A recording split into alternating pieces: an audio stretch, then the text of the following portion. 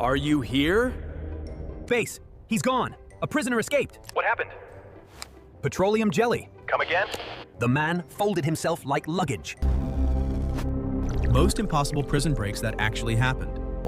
We all know maximum security is supposed to mean maximum impossible, right? Not pretty secure, not good luck with that. Maximum. The kind of place where the building itself is making a threat. So here's what happened to that threat. South Africa built a prison for the inmates other prisons had basically given up on. It was called C-Max in Pretoria, and it had only opened in 1997. Until November 2006, nobody had ever gotten out. But one man walked out with a jar of petroleum jelly. Yes, buddy. His name was Ananias Mathe, 29 years old, from Mozambique, a former soldier. He was already facing a pile of violent charges and was known for escaping another high-security facility before they even brought him here.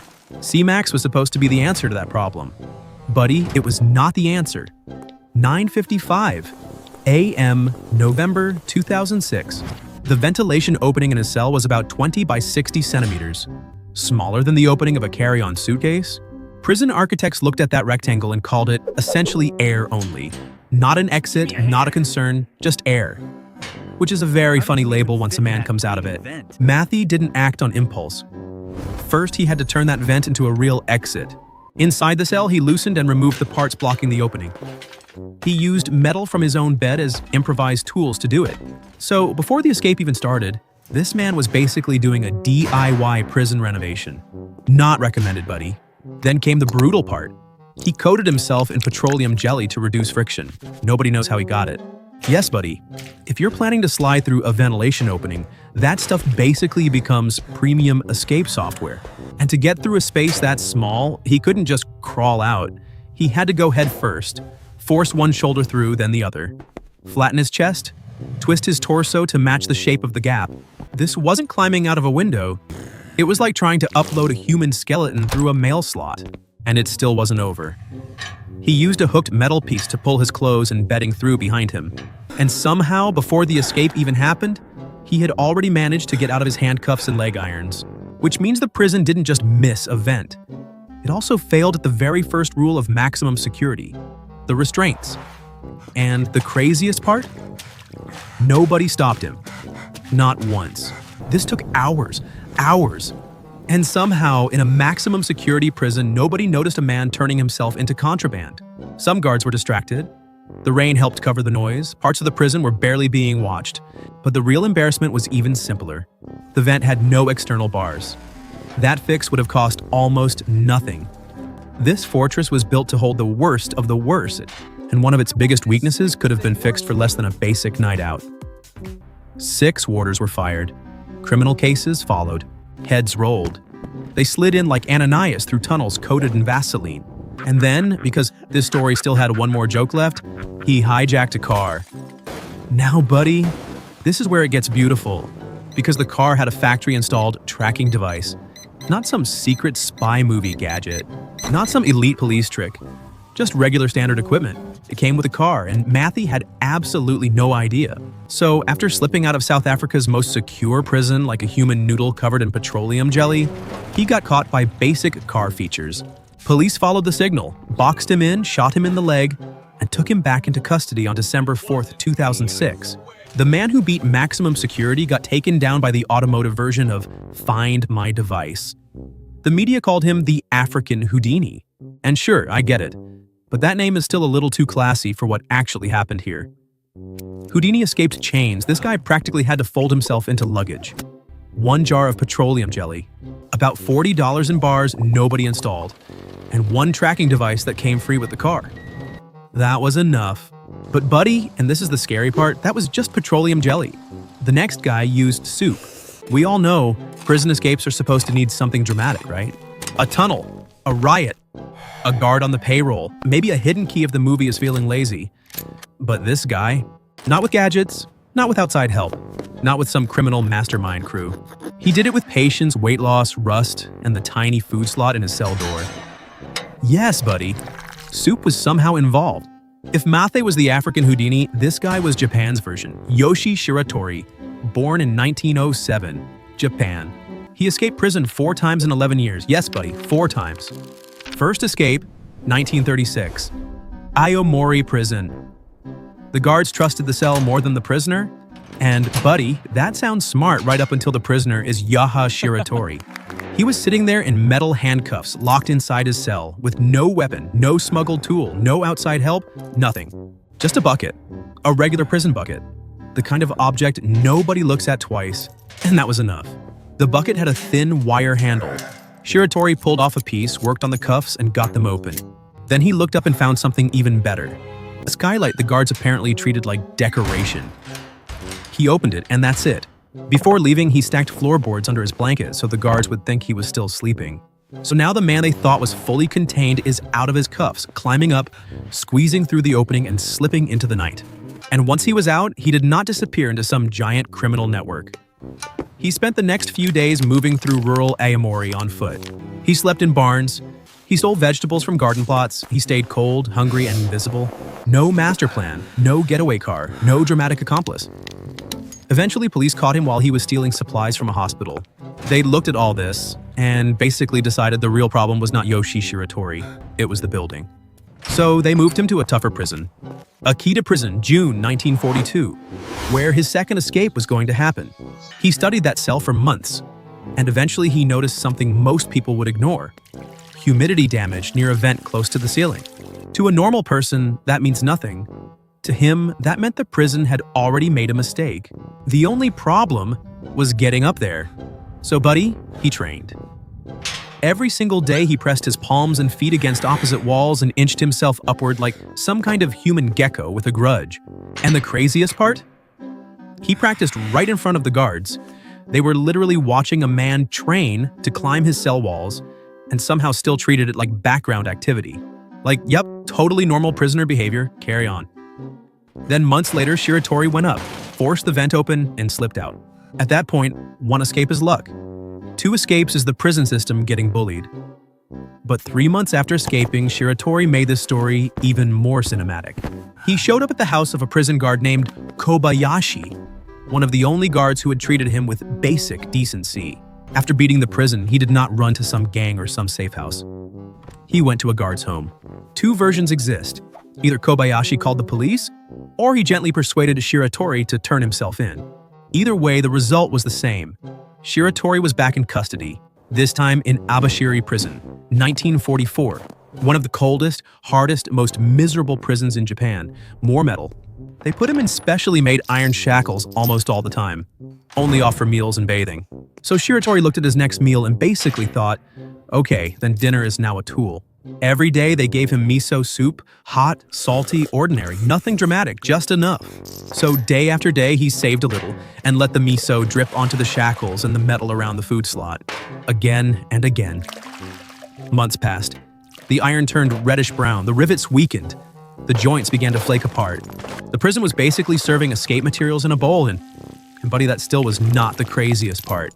He had also been making himself smaller the whole time, losing weight, planning ahead, getting thin enough to gamble his entire body on a food slot about 15 centimeters high, never meant for a human being.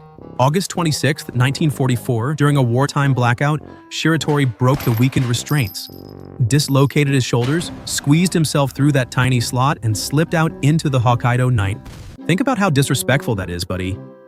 He destroyed his chains with the prison's own food, then escaped through the hole the food came through. After escaping Abashiri, Shiratori disappeared into the mountains. Later, he was caught stealing a tomato from a farmer's field. The farmer attacked him. Shiratori fought back, the man died. And now the prison system had its excuse to come down on him even harder. Police arrested him again, and this time the court sentenced him to death. 1947, Sapporo Prison. By now, the authorities had redesigned everything specifically for him. A special cell, high ceiling, windows smaller than his head, no skylights, no obvious escape route. The guards were obsessed with the ceiling because that was how he escaped before. But that obsession became the weakness. While everyone was watching the ceiling, Shiratori started studying the floor. He broke a small piece of metal from the wash basin and slowly sharpened it into a crude little saw. Night after night, he cut into the wooden floorboards. Quiet, patient, careful. Then he hid the saw inside a tube filled with human waste. Because guards hated checking those. so inspections became quick and careless. Eventually, the boards came loose, and under them was something the prison designers never worried about. A 60-centimeter gap between the wooden floor and the dirt beneath the prison, built to prevent rot. To Shiratori, it looked like a tunnel already half-finished. Using his food bowls, he dug through about 2 meters of dirt. March 31st, 1947, a man who was supposed to be waiting for execution crawled under his own death row cell and escaped again. After that fourth escape, Shiratori was free for about a year. In 1948, he walked into a police station and turned himself in. Voluntarily. No chase, no arrest, no dramatic ending. Just a man who had beaten every prison Japan threw at him, deciding on his own terms that he was done running.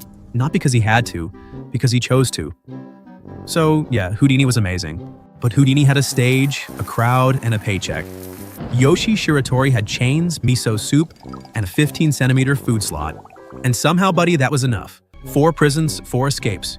1 bowl of soup. Next came 3 men with spoons. We all know Alcatraz was the prison everybody said nobody escaped from, right? The Rock. The place the United States government built on a cold island in the middle of San Francisco Bay and basically said, go ahead, try it. Freezing water, violent currents, maximum security with maximum confidence. June 11th, 1962. 3 names, Frank Morris, John Anglin, Clarence Anglin. Frank Morris was not some random inmate, buddy. The guy had a 133 IQ, a history of escapes, and the kind of brain that looked at a prison like it was a broken machine. He got to Alcatraz in 1960 and spent almost 2 years studying everything. Guard routines, tides, blind spots. The Anglin brothers were a nightmare too, buddy. John and Clarence were bank robbers from Alabama, and both had already tried escaping other federal prisons. And there was one more guy, Alan West. He helped plan it, dig it, and build the whole escape. That is when Morris found his crew. Now here's where the problem stops being the prisoners, buddy, and starts being the building. Morris and the brothers shared adjacent cells in Block B of Alcatraz. Behind their cells was a service corridor the prison barely watched. Why? Because the designers were confident about one thing. No one inside could ever reach it. Small detail they forgot. Alcatraz sits in the middle of salt water and salt air slowly eats concrete. The prison was not collapsing. It was just weak enough. That was all Morris needed. And the tools. What did they dig with? Coffee shop spoons. Yes, buddy. The federal government basically handed them their escape tools with lunch. The wall was about 15 centimeters of concrete. Sounds solid. Until 6 months of patience turns it into dust. And to cover the scraping sounds, someone played accordion and harmonica. The prison heard digging. It thought it was music practice. Somewhere in that building, a guard was basically getting outplayed by an accordion. But digging was only half the problem. Guards checked the cells every hour all night. So something had to be in the bed. Enter the fake heads, made from plaster, paint, toilet paper, and real human hair from the barbershop floor. Placed on the pillow, under the blanket, facing the wall, and somehow, they worked. Federal guards walked by, shined a flashlight, saw a fake face in the dark, and marked the cell. Present. Meanwhile, they were also building something else, the raft. Because apparently digging out of Alcatraz was not ambitious enough. They stole over 50 raincoats, stitched them together, and built an inflatable raft and life vests. And to inflate it? The accordion? They turned the accordion bellows into a manual air pump. The same instrument hiding the digging also powered the escape. That is rude levels of efficiency, buddy. June 11th, 1962. Lights out. Silent corridors, fog so thick the bay was basically invisible. 3 men were ready to go, Frank Morris, John Anglin, and Clarence Anglin. They slipped through the holes behind their cells and crawled into the service corridor they had secretly opened for months. But there was supposed to be 4. Alan West had helped plan everything. He dug, he built the raft, he worked on the tunnel. But that night, his escape hole was still too small. The concrete around it had hardened again, and he could not break through fast enough.